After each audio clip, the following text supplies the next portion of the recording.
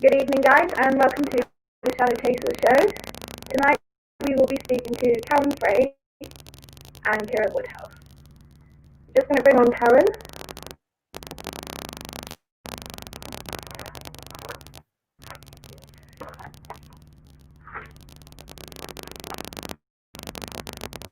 And we're going to bring on Kieran.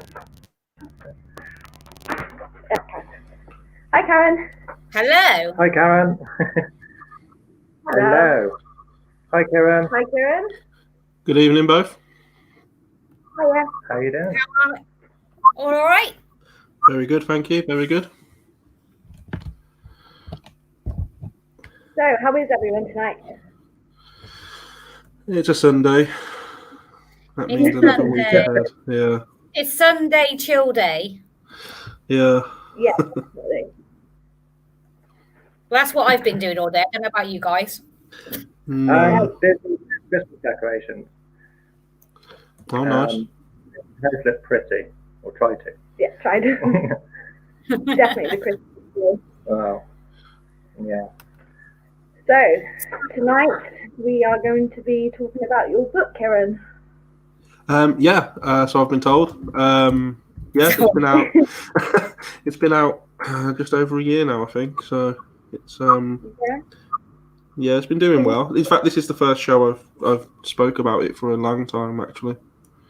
So thanks for having me on. What's your book about?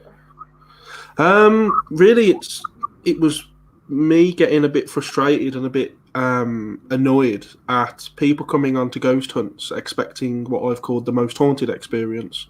So people would come expecting, kind of, I don't know, possessions within the first 5 minutes or things being knocked off tables straight away. And of course, that's not what it's like. Ghost hunting is really about trying not to fall asleep, at 1 o'clock in the morning, and just kind of wondering where the next cupcake's going to come from.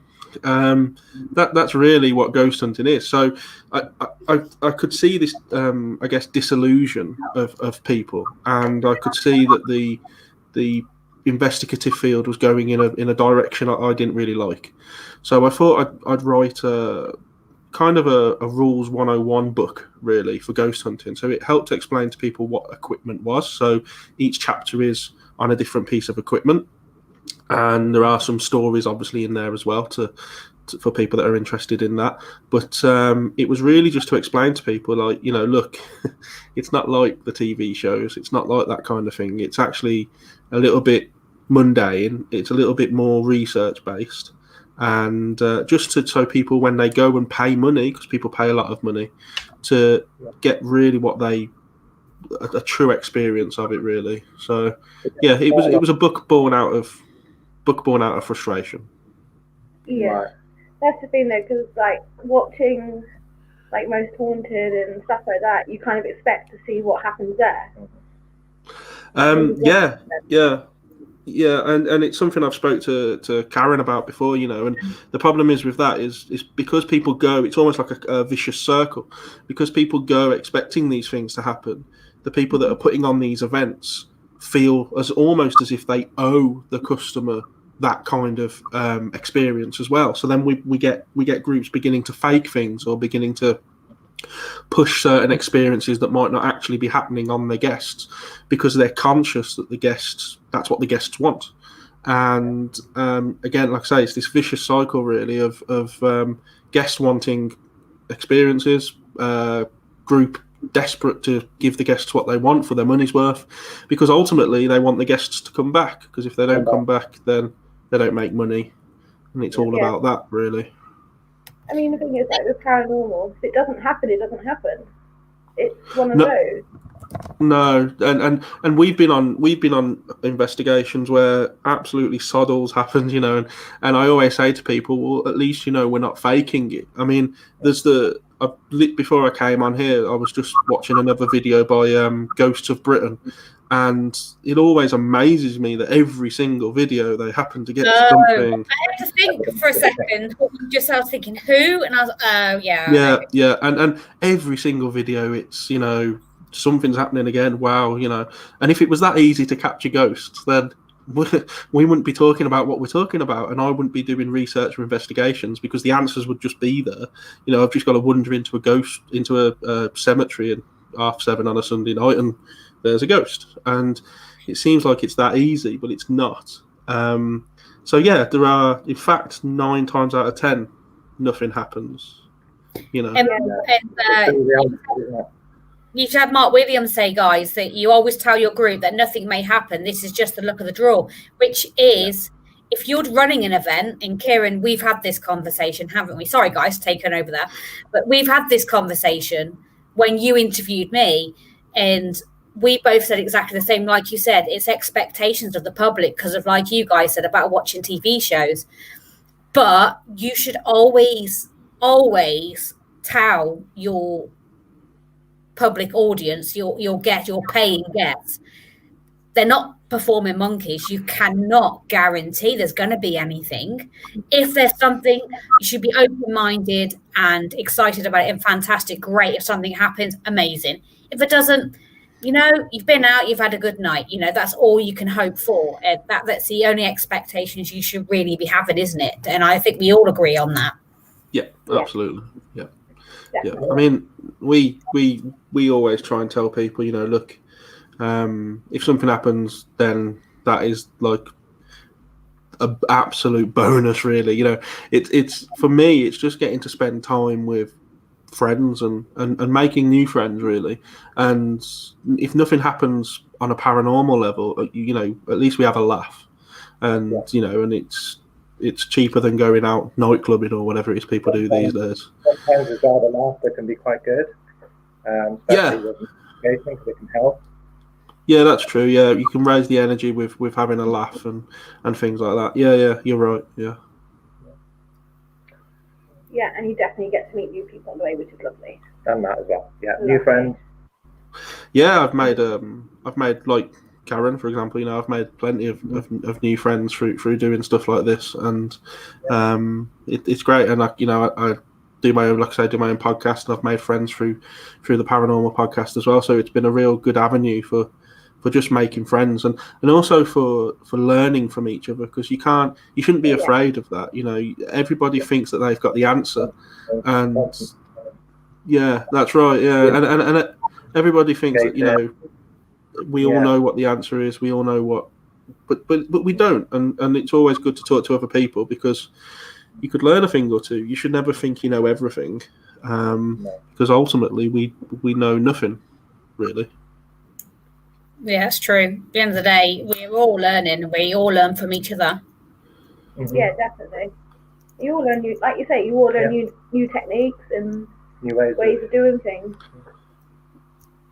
Yeah. And that's how it should be. Yeah. Do it as a collective. That's the whole point. It's not a competition. It's working as a collective to find evidence. We're all striving for the same thing, so we should all be able to work together and learn from each other. That's the whole point. Yeah, definitely. Yeah. So, Kieran, if you use kit when you investigate, can you tell us what you actually prefer to use? Yeah, sure. Well, if anybody actually would be so kind as to go and buy the book, they'd see really that I'm not really that big a fan of equipment. And I surprised myself there, because when I first got into this, years and years ago, I did what everybody else did. You go out and you buy all the expensive equipment, because that's what Yvette Fielding's using on TV. So you feel like you should be going and buying it. So you do. And, and then when you actually sit down and think about it, and you think, well, how can this energy or this consciousness or whatever it is be interacting with an app on my phone? You think, well, surely it can't really. So you begin to doubt some of the equipment that's being used. And that's kind of my, if you was to see a graph of my trust and belief in equipment, it just kind of goes right like that. And my trust and belief in myself has kind of done the opposite and gone up.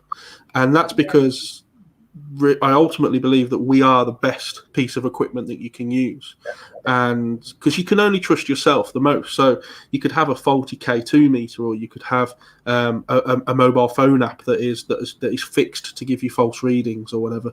And really, there are other equipment that I do like. I do like the spirit board, and I do like the spirit box. But the spirit box lends itself to pareidolia so much, where you can hear patterns that you just want to hear, and the spirit board can lend itself to the ideometer effect, where you could be using movements that your subconscious, it's only in your subconscious really, you don't know you're doing it. And so it can be faked, and anything that can be faked has to be looked at a little bit dubiously. But if you see a spirit, or if you interact with a spirit on a personal level, then you have, and you can't doubt that. And you could lie about it, just to fit in, and you could say, yeah, I saw that. But you've got to go to bed that night and know that you've lied. So that's really on you. But if you go to bed knowing that you've really experienced something paranormal, there's nothing better really than having that personal experience. So equipment, I tend to keep it really basic, and my which is good for the bank account really. But it's really, my kit bag has got less and less really. I do pull out certain things if I'm with a group and I want to do an like a social experiment. So automatic handwriting, or stuff like that, because I like to drop hints with people throughout the night and see if I've planted a subconscious image in their mind, to see if they can then give me a message back almost, because I've put it in their heads. But that's quite a sadistic side really. But really, I have a K2 meter. I have the spirit box I do like. EVP recorder, I think, is, you can't really go wrong there. But a spirit board, yeah, of course. But apart from that, I mean, I'm a cheap date, just myself really. We've had a personal experience with automatic writing, her first ever experience, which was absolutely mind-blowing. I have to say I've turned into quite a believer of automatic writing now. I wasn't too sure in the beginning. Yeah, it was really weird, because we were at Shetland Prison, and I think we were on one of their night events, and I remember like writing down some words that were coming through on the obelisk, I think, at the time, and I got up and walked to one end of the wing, and for some reason I don't know why I went down the other end of the wing, and I heard Dave and a few others talking about some guy, and I kind of stopped and I looked and I thought, well, I've just written down what they're talking about. So I went back to the other end of the wing and I was like, what are you guys talking about? And they said, oh, we're just talking about a guy, what they were describing. I was like, well, you just described what I've been writing down. And I showed them, and they were like, wow. And I was like, but how did I do that? I don't have a clue. No, that sounds good. I mean, I did almost the opposite, where I had a friend, and I'm sure I've told this story before, so sorry if anyone's heard this, but I spent the day with him, and I kept saying the name over and over again. I kept saying the name Emma throughout the whole day. So just things like, I remember Emma, who we went to school with, or who was that girl called Emma, just throughout the day. And then when it came to doing spirit handwriting on the night, he wrote Emma. And that convinced me then that there is a huge part of the subconscious that is to play. I mean, that's not to doubt your experience, which sounds fascinating, but there is that. I've really surprised myself how skeptical I am of the paranormal. I've had experiences, but you have to be skeptical, though, don't you? To a certain degree, you still need to be sort of skeptical. So that you could disprove some of the equipment sometimes. I mean, I've kind of come out with a motto now that I always go to disprove ghosts, because if you go to prove that they're real, ultimately you will every single time, because every shadow you see, you will see a ghost, or if you hear something, it's a ghost. If you go to disprove it, then you have that kind of not to the point where nothing's a ghost, of course, but if you kind of try and disprove everything that you see and hear, it's only when you run out of ideas of what it could be, and even then, it's only then it might just be, because you're not going to have thought of everything, and you're not going to know everything that's going on in this building that you've only really been in for a couple of hours. So, they might have a dodgy boiler or a dodgy pipe that kicks off once every 2 weeks, and if you live there, you'd know about it. But if you're just visiting on a ghost hunt, you don't. And some of those things you might not think of. But some of the experiences I have had, obviously, are where I've kind of ruled out everything I could possibly think of, and then that's when you know that there was a good chance that it was paranormal. Yeah. So do you believe that research into a building before you do an event is actually the best way of investigating? Researching somewhere before I go? Before you go, yeah. Absolutely not. I like to not have not a clue about where I'm going. Of course, if you're going back to a place you've been to before, then that can't be helped. But I did a place with Karen not that long ago, Guys Cliff, that you guys were there actually, and I didn't have a clue about the place. I just kind of went, turned up, didn't know what it was, didn't really know where it was, and it was great. And then you get the information, then you get names on the spirit board or through the spirit box or whatever, and then you go away and research. And I always find doing it that way not only blows your mind when you get something that kind of correlates with what you've got, but it also prevents this subconscious that I spoke of earlier, where my friend wrote the name Emma. Whether you know you're doing it or not, there is a huge chance that if you were to research a place, then when you go, it's almost like you're expecting something to happen that links with your research, or you're waiting for that name to come up on the board because you've read it in a history book. And when that stuff happens, any time there is a possibility of your subconscious playing a part, I try to remove that, because you're creating those events then. So yeah, I try to avoid that. I never ever do research. Never. No. I mean, I do after, of course, if I get anything.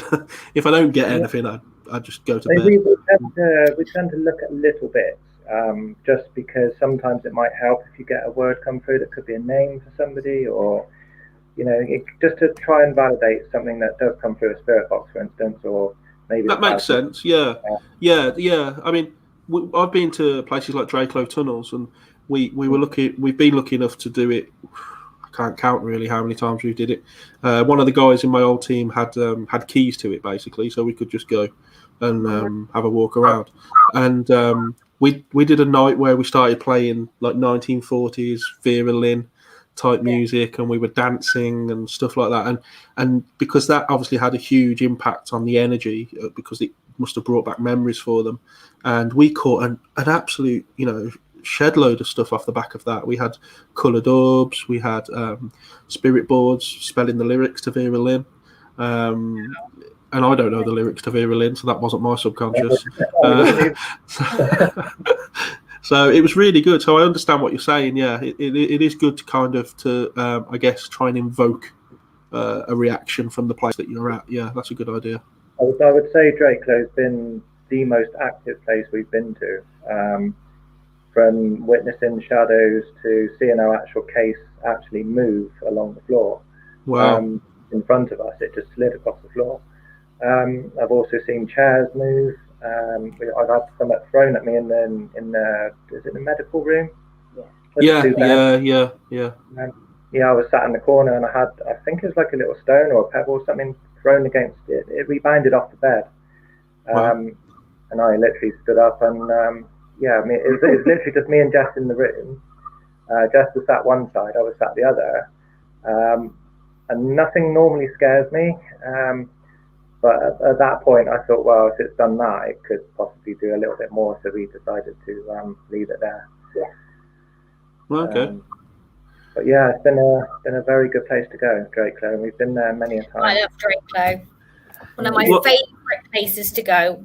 Yeah, it was great, and then he decided to double the costs, and that kind of put a limit on it a bit. Because you notice that most of the people that go now are your big groups. You won't mention any names, but they're your big groups, the people that can afford it because of the prices they charge. Which means the little guys, I guess, like us, can't go. Get in there. Yeah. Well, saying that, I have got it booked for next year. Yes, I've seen that. I was thinking about tapping you up for a ticket. Tapping me up for it. Yeah, we'll talk after. Yeah, we've been down so deep in the tunnels where we've been so lost. We've been told how to come back, but it's just impossible because it's like a maze. We ended up following the green arrows, which I think is the shooting thing they do. Airsoft, isn't it? Oh, the airsoft. Yeah. There are little tricks you can learn. So at the bottom of particular tunnels, you'll have like a missing piece of the aircon unit or whatever, and there are little tricks you can learn to know where you are in the tunnels. But ultimately, you've got 5 miles worth of tunnels or whatever it is, and you are going to get lost. Blocked it off. Yeah, building walls and blocking tunnels, and there's escape rooms and stuff now, and just to make it confusing. Yeah, confusing enough. I don't need a map for Drake. I've been that many times now. We kind of like know where we're going. So you probably do as well.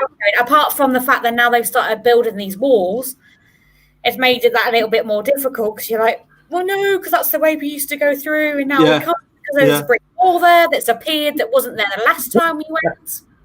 Yeah, I mean, my favourite part of Drakelow is the kitchen area. That's where we were doing the dancing and stuff to Vera Lynn. Anyone that wants to see the video I have of that with the red orb, just let me know and I can send it.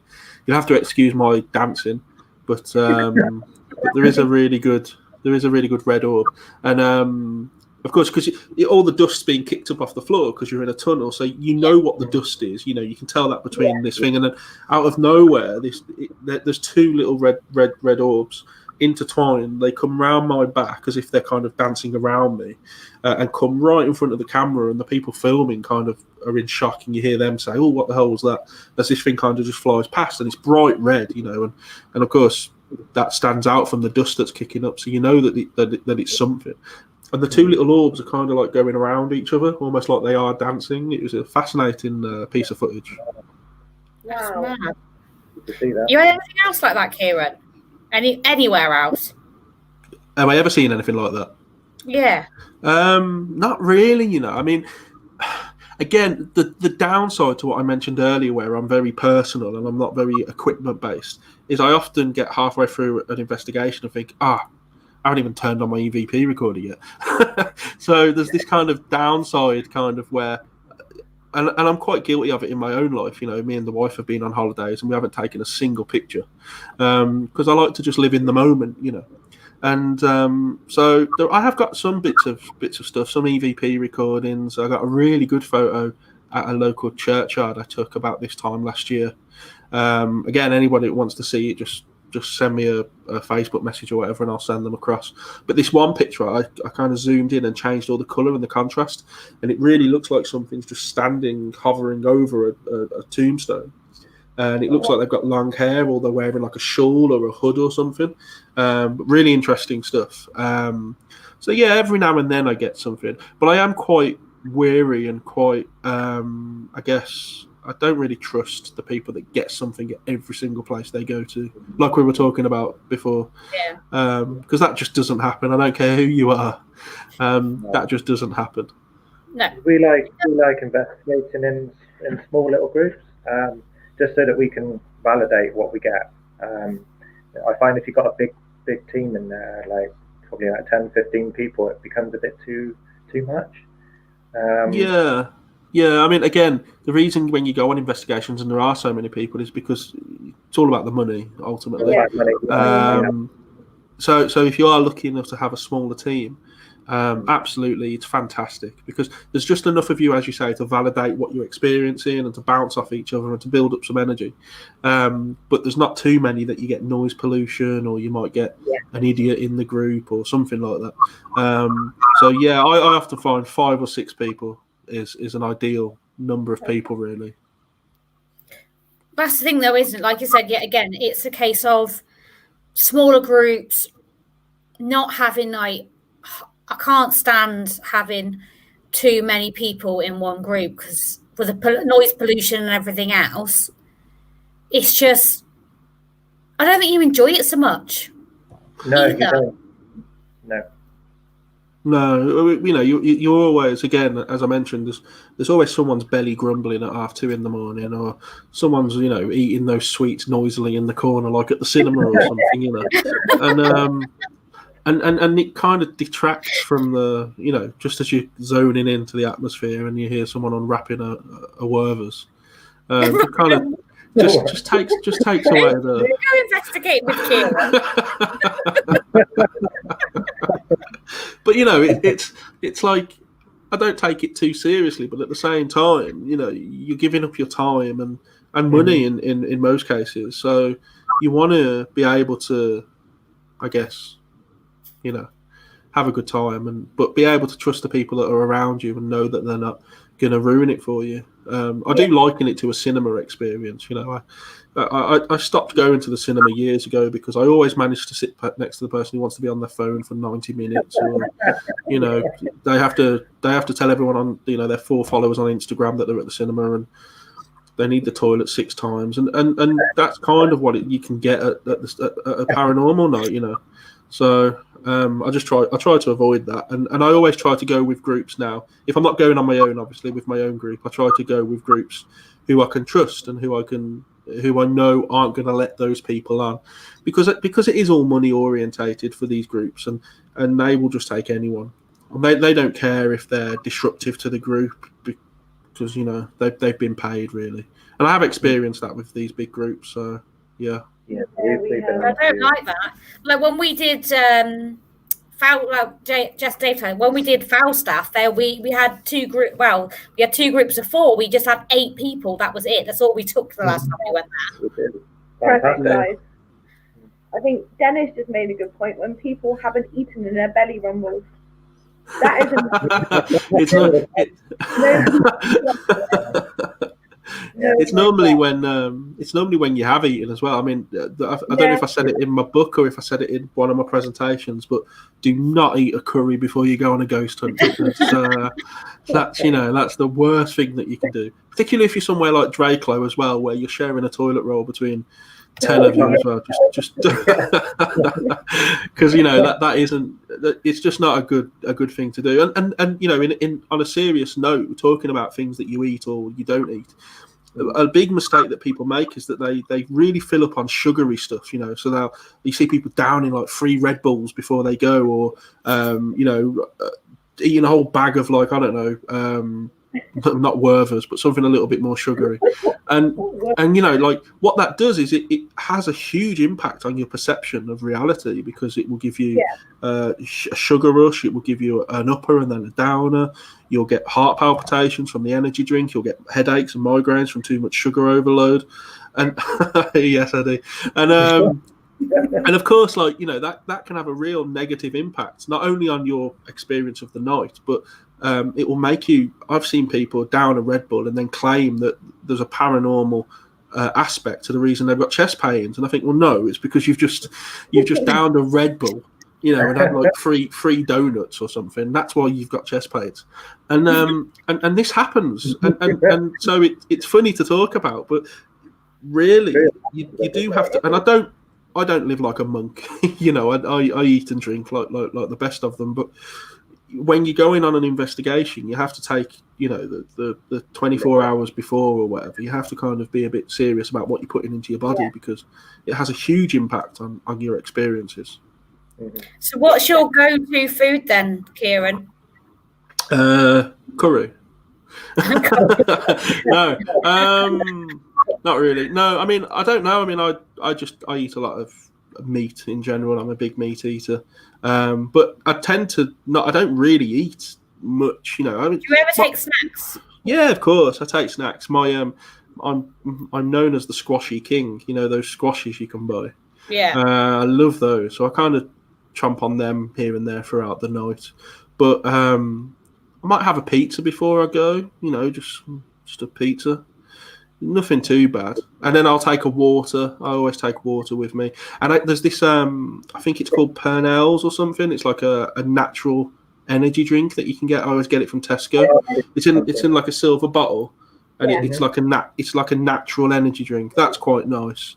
I'm sure you can purchase it from other supermarkets, just to put that out there. Yeah, I'm not bigging up Tesco there. Yeah, you can get it from other and other known superstores.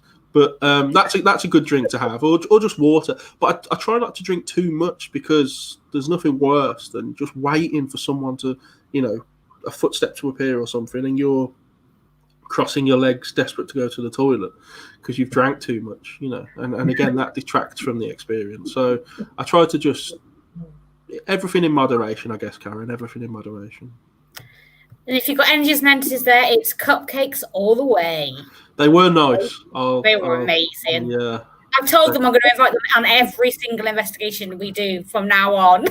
Yeah, I'm going to get married again just so they can supply the food for my wedding. Gail, the cupcake. They were amazing. Yeah, they were nice.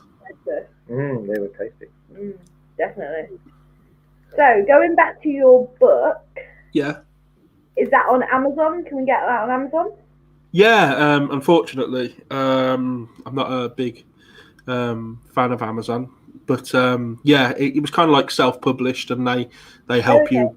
So, yeah, it's on Amazon, but you can get it digitally from places like Barnes & Noble and Apple Store and Google Reads or Google Books or whatever it's called.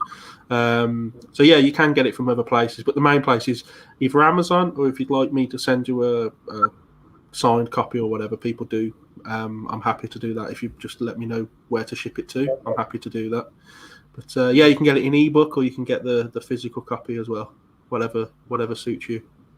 And there is information on the event page, on the Keep On Chatting event page. For this show as well. I've actually shared it in there so people can have a look to see what they're actually looking for, because that would help. Yeah. To be fair, there is only one book by Kieran Woodhouse on Amazon. I have checked, and there is only one book by me on there. So if you get the wrong book, that's your fault. You've bought at the wrong. The moment. Come on. I got about a quarter of the way through my next one because my plan was to of course anyone can read it, but the original target audience was for people that were just starting out in investigating. So the aim was this is what investigating is really about. This is the equipment that you should be using and how you should be using it. And then the next book was going to be about experiences. So taking them on this journey really through this series of books. So next I would talk about experiences that you might have, and it will be broken down into like audio and visual and sensory and all that stuff. And then again, bringing the equipment into it and how that can help you experience those particular experiences, and really just kind of. So if they'd read the first one, now they're going out and they're investigating, they might be getting experiences, or they might not. They might be not, maybe not doing it right or whatever. So then they kind of come on to the next book and they go, that's what I was experiencing. Oh, right, okay, so that's what that was. And it was kind of like just to take them on this journey. So it is a plan. I keep talking like it's not going to happen. It was going to happen, and then I went and had a kid, and it's kind of, life's just been on hold now. He's 1 year old now, and it's just it hasn't calmed down really since. So I guess when I get the time, and it's difficult because people often say, when is your next book, or when's the next podcast, when's the next show, and it gets difficult because you work full time, as I'm sure everybody appreciates, and you can't go out and investigate as often as you'd like to when you've got commitments to a family and to work. So it is difficult, and I applaud anyone that writes a book or or does as much research as possible. I applaud anyone because it's hard work, and that's why people that I always try and support people that do this kind of thing, because you have to put so much effort in, and more than I do clearly, because I've not really finished the second book yet. But yeah. Yeah. So the next book will be out before the end of 2021. Just putting that out there. Yeah. Just thinking, what's that? 12 months? Yeah. Yeah, give you 12 months, Kieran. Yeah. I'll try and write a chapter a month or something. Yeah, you'd be all right. Yeah. Yeah, I can see my dad's just commented, take Larry with me. Yeah, he's up all night. Yeah, he is, yeah. Sometimes I think he's possessed the way he cries in the night. I might try and do like a... get him on a spirit box or something, see what's going on. Why aren't you sleeping? All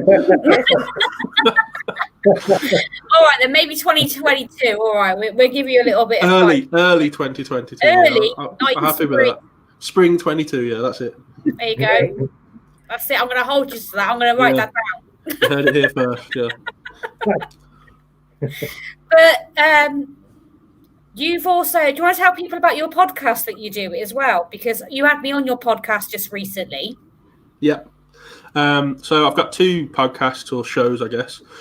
So for the paranormal side, there's the Paranormal Paradigm podcast, and that can be found on places like Spotify and Google Play and stuff like that. And that's where I get people like Karen on and you guys, if ever you guys want to come on, and we just talk about, I've had people come on and talk about ghosts, UFOs, anything outside of the normal, really. And that was really just because, again, I just kind of wanted to talk to people about this kind of thing and get to talk to people who are interested like you guys and have good chats. And then the other show I do is the Collective Conspiracy Show. I have to think that. The Collective Conspiracy Show, which is on the Keep On Chatting page. And because there is a side of me that loves conspiracies. And I've always struggled to not bring that into the paranormal aspect. And I have always had an awareness that there is this kind of split. You don't get many people that like the paranormal and they also like conspiracies. So I didn't want to lose my audience in the paranormal by talking too much about conspiracies. So I was really pleased when Karen allowed me to do that show, because it kind of, is another fetish of mine that I could pander to and get people to come on and talk about conspiracies. And it's been great. It's been a real good show. It's doing well, I think. So yeah. It is, and you've got a fantastic guest next week. It's next week, isn't it? Next Sunday. It's a week today, yes.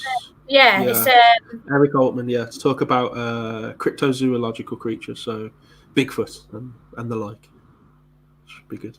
He's very well known over in America, isn't he? So he's definitely a good person to get on. Yeah. He's I've seen him on shows and documentaries and stuff like that. Yeah.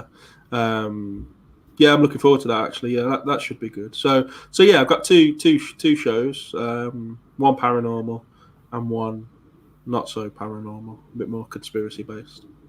And you're also a speaker as well, aren't you, Kieran, when we're allowed out in the real world? Yeah, I forgot what that was like. So I used to, again, so the book was really almost like a second thought. So my local group is BUFOG, which is Dave Hodrian, who I'm sure some of you have heard of. And he's the chairman of the Birmingham UFO group. And that was my local group. So I'd go and watch people talk about 9/11 and, like I say, conspiracy stuff. And they found out that I was a ghost hunter, as they said, and said, would you be interested in, doing a talk on ghosts? So I said, yeah, fine, not a problem.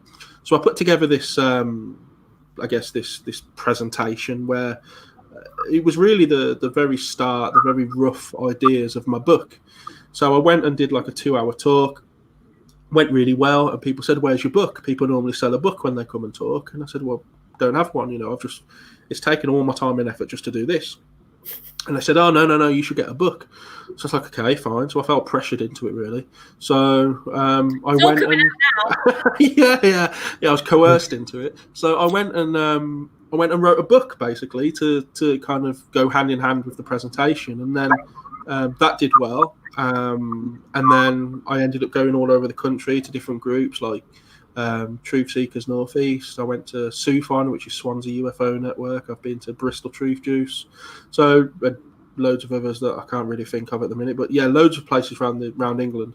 And I had loads booked this year, but this happened. And we can't go. So it was a really good place these groups were good to go and meet new people, make new friends, and again, because most of them were UFO groups, so it's amazing how many people believe in UFOs but don't believe in the paranormal.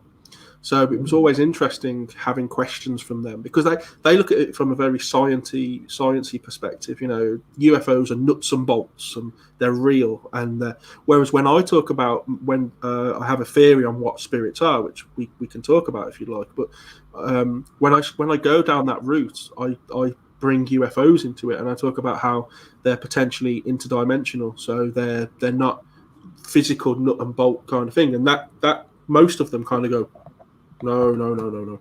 So it kind of loses them when you talk about the paranormal, because they are this very science-based people. But it's a completely different audience, I found. So it was always a challenge to talk to them, but fun nonetheless. And all being well, next year you'll go into this really up and coming fantastic event. You know, there's a few of them next year, and you're one of the speakers at the first Festival of the Unexplained event next year, aren't you? In Stourbridge. Am I? You are. Yes, I am. Again, I was booked onto a couple of those this year, but that never happened. Looking forward to that, actually. Yeah, so anyone that wants to come along and see what it's all about. But you know, the first presentation I did was about the book, like I say, the equipment and the kind of the really the nuts and bolts of ghost hunting, and then I progressed it onto experiences, so it would go along with the book that is still being written. And I was lucky enough to be asked to investigate a house down in Essex, which I believe Barry ended up going after me as well, to a family in Essex, and I've got some absolutely fantastic pieces of evidence from there. It was a horrible place to be, and some of the experiences that we had down there were not nice at all. And the family gave me permission to use that evidence in my presentation, so I kind of did like a case study of that, and use those evidence pieces to be grouped into what I was going to do in my book, so audio and visual and that kind of sensory and that kind of thing. We got so much evidence that, you know, I couldn't get it all into the presentation. And then really my next kind of presentation, I want to work towards technology and talk about how modern technology is potentially ruining ghost hunting. What I spoke of earlier, where it's this modern kind of, you know, people using mobile phone apps and things like that against yourself, and, you know, the old school techniques. And I think there was a huge argument to be had there between the two. And that's what I did for the online virtual Festival of the Unexplained. I did a presentation on that, which is still available on the Festival of the Unexplained page, and the YouTube channel, just putting that out there. If you missed it, and if they're interested and they're watching this and they're interested in you and they want to learn more about you, they can go on your podcast, they can come on and watch your show, and, you know, they can go back and watch that. Yeah, so, I mean, it's on. If you go on YouTube and just type in my name and Paranormal, there are other presentations I've done that were filmed and uploaded and stuff, and I think there's one of me at Truth Seekers Northeast and stuff. So yeah, just look around and you'll find it. If you really want to go looking for me, then yeah, I can be found. We had a question from Eddie Frey. He was asking what the number one location in the world would be for you to investigate. Wow. Cheers, Eddie. Hey, don't mess about. No, I mean, that's the world's a big place. I try and stay off the beaten track, I guess. I don't really like to go to places that are bigged up so much, because I often find that those places are really disappointing and they have so much hype surrounding them that you go with this huge expectation, and then even if you get a little bit happen, it never meets the expectation that you had because of the hype that's surrounding these places. I've had that with places like the ancient Ram Inn in Gloucester, for example. You know, that was one of the worst nights I've ever had. But you go with this expectation.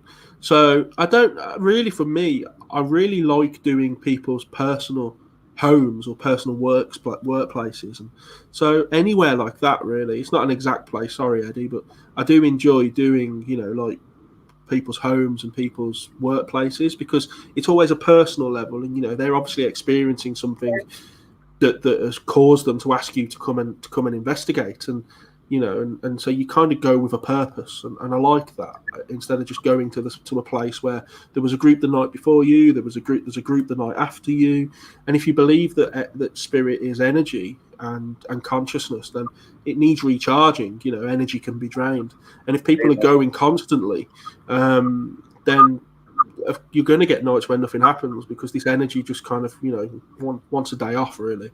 So I try to avoid those places. A flat night at the Ram Inn, didn't we? Yeah. Going back last year. It wasn't. Was it last year? No, a couple of years ago now. Sorry. Yeah, it was quite flat. There was nothing really happening. The Ouija board upstairs, and I think a few little voices on the EVP, but nothing to get majorly excited about. No. Again, it was all hype. Yeah, it was. It was hyped up, and of course you've got the guy John who was there before, and a lot of stuff happened. Make of this what you will, but a lot of stuff happened when he was alive, and when now he's not alive, a lot of the stuff doesn't happen. Make of that what you will. I don't really have an opinion on that, but I think we recently went to East Drive, didn't we? Yeah. And yes, it's hyped up. It's hyped a lot about, but there was quite a bit going on when we went. Yeah. Noise-wise. A lot of scuffling noises upstairs. Movement. Sounded like things being dragged. Then we were left on our own, and the mirror in the bedroom just fell to the floor. It was flat down. It was face down on the floor, and it didn't break. It didn't smash. And we didn't hear it. Weird. It's a really heavy mirror that's always resting against the wall. So we had that happen. We had a plant pot move from one side of the kitchen to the other. Nice. We didn't physically see at the time. The others. But the other people saw it, so I can't validate that myself. But that's their personal experience with that. Okay. Yeah. Okay. Yeah. Is that a question there, Karen? Yeah, you have some more questions, guys. Were you saying about the Ram? Before you answer Jolene's question, when Eddie went, I didn't go, and literally they got nothing all night when they went to the Ram. So it's you saying about your experience. So answering Joe's question, why was the Ram a letdown for you? We were split into two groups, and I think my wife came to that one, and she's not really a believer. She just humours me, really. I promise her a day out and a dinner, basically, and then she accompanies me to the ghost hunts. And it was our group, so it was our event. There was a couple of public people there, but it was mainly just our team. And it was just flat. The other group had a lot of stuff, supposedly, and I have got a good video that I show in my presentation of K2 meters kicking off, and that was good to see, but I didn't experience that. I just spent the whole night kind of on edge, waiting for it to happen, because you've seen TV shows and everyone's told you before you go, oh, I've had this, I've had that. So you spend the whole night waiting for it, and then it was just a huge anticlimax, and kind of, the lights came on at the end of the night, and nothing happened for me, and I'm not one of those where I'll find stuff where there wasn't just so I could say I had a good experience. I didn't, and it was a waste of money, I guess. But you don't know these things until you go. So it was a shame. Sorry, Karen, I saw a question earlier was it from? Yeah, I'm going to go back to that. Yeah, it's all right. I'm going backwards and forward because people were asking about the Ram because you mentioned it. So it's just I guess Jolene. It was just for Jolene. Yeah, it was just flat. Yeah, it happens. As I'm sure that's what it was when Eddie went. It was completely flat. Nobody got anything at all night. No, but I do find it interesting, the correlation between the owner dying and the a lot of people said, which in my opinion, there's two reasons. Reason one is because the spirits were attached to him. Reason two is because he made a lot of money off it, and he's no longer there to influence what's going on. Yeah, that's the cynical side of me. So Tasha's question: is there anyone you really want to join on an investigation? Apart from what? done that, so you know. Yeah, that's one off the bucket list. I guess I don't know. I would love to go with Most Haunted. You know, I would love to go with Most Haunted just to see, because I've spoken to people, and I did a talk in Bristol, and there was a lady. She didn't say anything throughout the whole talk because people asked questions, and during the break she came up to me very coy like, and she said that her brother used to work as a sound man on Most Haunted. And I thought, I've been slagging them off like half hour, and I hope he's not like, kind of a hardcore fan, and I'm going to get it in the neck. And she said, like, no, like he left because he was sick of kind of basically participating in a show full of liars. And she gave me several examples of things that had happened that he'd obviously participated in during these shows, and which I was glad really, because it backed up everything I've been saying. But I'd love to go with them just to see for myself, and just to hear the famous Yvette Fielding scream as she runs out of a room, because so that's always when you know something has actually happened, when she actually screams and runs out the room. That's probably because something has actually happened. But to answer that, Most Haunted, just to see what the crack is. A lot braver lately. Yeah, that's true. Yeah. Have you tried Neverton or Cosley Tunnel? Very interesting local places we'll find out. Yeah, that is local. But no, I've never tried that. We've just started to do these kind of public outdoor places because obviously of COVID and locations are locked down, and we can't get into these places now. So we've started to do local graveyards and local like abbey ruins and stuff like that. So Dennis, I'll try that. Because I know teams that have done it, and you do get some good stuff there. He's been with Russ and John, and he's been there with Liz Batten as well. They've been on an occasion. I'm hoping to get there at some point eventually. I plan to go eventually. It'll happen one day. We'll make it at some point. There's another question, Tash. So, have you experienced any apparitions, full, partial, or shimmering? Shimmering. Not really. I've seen shadows, and what you think is out the corner of your eye, like a darting figure or something. But I've never, I guess, stood in front of a man who claims to be a ghost or whatever. No, I've never had that. And people say, well, how can you believe then? Well, it's just, I've had other experiences that make me believe what's going on, but I've never encountered that. And that's the dream, isn't it, really? And we never really know how we would react to that, because I always laugh when people do scream and people kind of react to ghosts, because that's what you're there for. It's like, imagine going to watch a game of football or something, and as soon as the footballers come out, you go, oh, and then leave. It's like you go ghost hunting and you see something happen, and people kind of wet their pants and go, I want to leave, I want to go. And it's like, why the whole reason you've come is to experience that. And so I'm kind of jealous of the people that have. But I don't know if this counts, because obviously I do mediumship, but we were on a location. Sorry, guys. We were on you're saying about that. We were on a location, and it was a private event. And we had a male spirit that we were interacting with, and it didn't matter what we did or what we said, he would not show himself.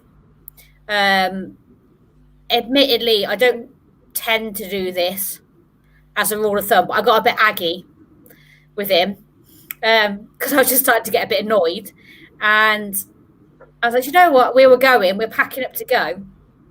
Anyway, I went to go down the hallway to go and pick up a piece of kit, and he literally lunged out at me. I'll tell you what, I've never, not so much been frightened, but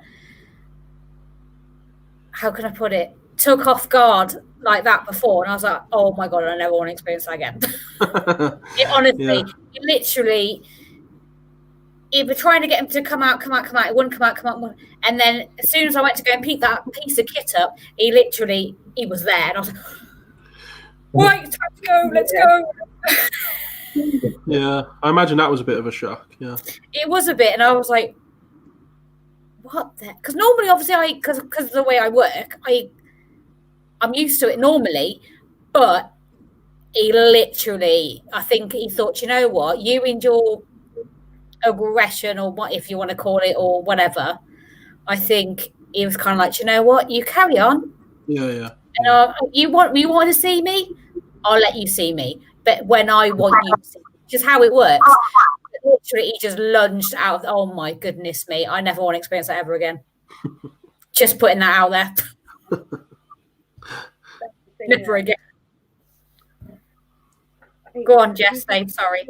We've seen a couple of shadows. I've never seen anything like a full-bodied apparition, not as yet.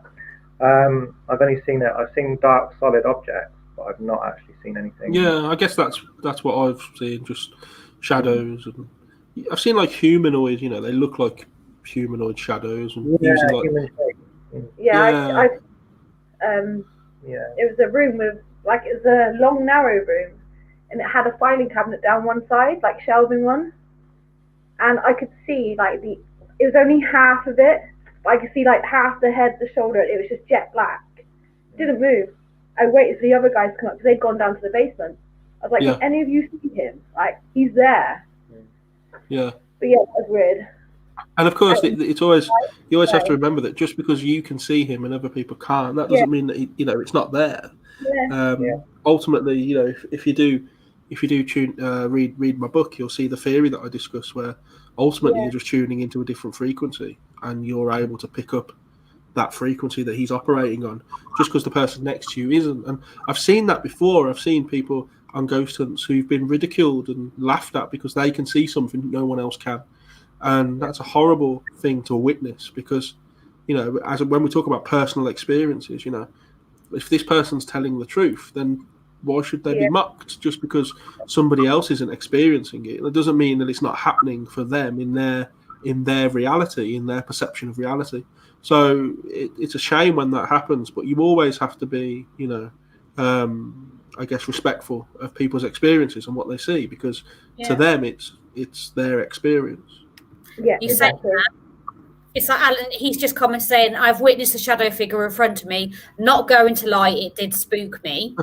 Yeah. And then this happened today, literally this morning, that Eddie saw a male figure stood in the doorway of one of our bedrooms this morning.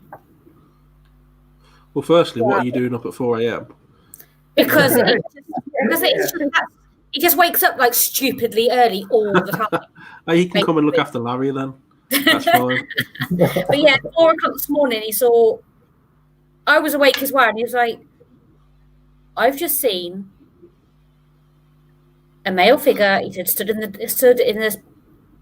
the doorway of the bedroom, not our bedroom. We got a 3-bed house, so it's one of the spare rooms. And then there was something else as well happened. I have to get him to comment or come or join us, which he won't. And there was something else as well that he experienced this morning. Oh, that was it. The smell of burning electrics type smell, but this was downstairs in this room that I'm in now. Okay. So when he went out the room, we smelt it, went out the room, come back in the room, and the smell wasn't there when he come back in. He literally just walked out and walked back in, and it was gone the second time he came back in. So that was as well. To play a key in this, though, as in because it's winter, does that make it any more likely to happen, or? I don't know your opinion, Kieran, but mine is, my personal opinion, it shouldn't matter what time of the year it is. No, I mean, but spirits get cold, don't they? So they come in like spiders. You're gonna get them more in your house now because it's not that warm outside. But no, I think I don't know. I think it depends on your. I don't think seasons in terms of time of year have anything to say to it. But I do think the time of day might have something to do with it, and how your melatonin levels in your bloodstream. Yeah, yeah. How awake you are, I guess. Because we've all seen something we're kind of half asleep, and was it a dream? Did I really see that? Or and there are other times where you're wide awake, kind of at your office desk, and you feel something next to you, or you see something next to you, and again, what you've drank and what you've eaten throughout the day as well. If you're 9 pints deep, then you might see some very weird things. But I think more about the time of the day, more so than the year. You see now here, this male. That's the first time either of us have actually seen him. Basically, we know he's there. Yeah. We know there's a male presence in that bedroom, actually in the room, and you hear him walking. You hear them stomping about and walking around all the time, day or night. And obviously, there's the two of us that live in the house, so it isn't anything else. And it's only we've checked. There isn't anything else. It can be, but it definitely is someone walking around. So that's the first time either of us has said anything. And there's other stuff here as well. People are like, "Oh, you should investigate your own house," but I will say the first rule is you never investigate your own home. No. Yeah, I mean, I would. But I'm quite happy. They go about their day. I go about mine. No, but we shouldn't have. We shouldn't have, but we have. We shouldn't have. Yeah, we have. I guess. Yeah. What Can you imagine what else you get? Alan said, my shadow figure was definitely a male, but apart from that, I couldn't make out anymore. So that's interesting. It was a male figure as well. Yeah. Somewhere else.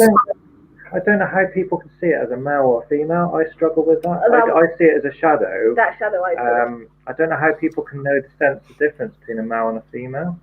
Yeah, I guess. Whether it's still the early days of learning, I guess. No, I'd have to agree there. It's I just see a shadow. I guess if he's broad-shouldered, then I was going to say it depends on what. It depends how much they've manifested themselves to how much you can make out.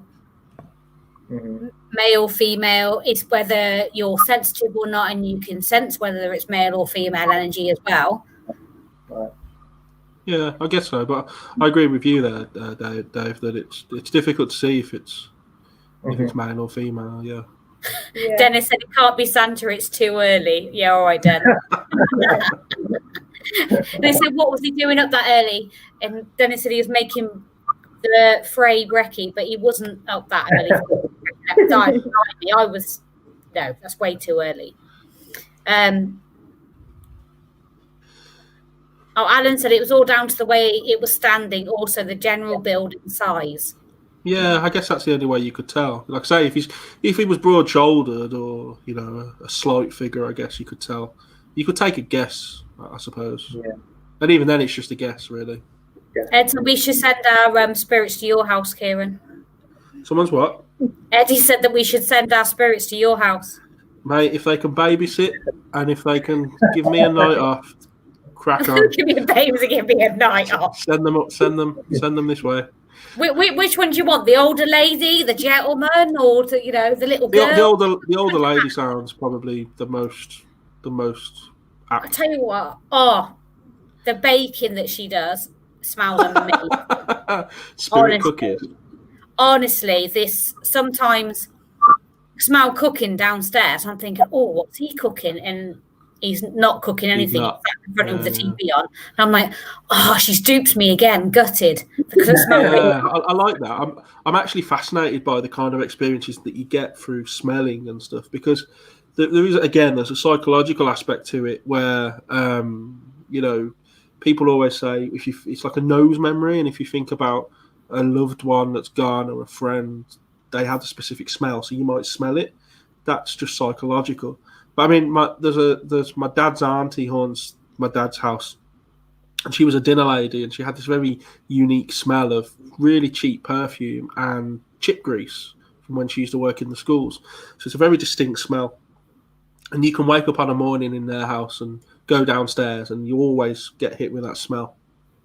And that's not nose memory, because I barely knew her. I think I met her like twice. So that there's definitely something in that, you know, because I can smell it as well. So I'm fascinated by experiences like that, really. Well, you're more than welcome to come in once you're allowed, obviously, to come and suss them out round here.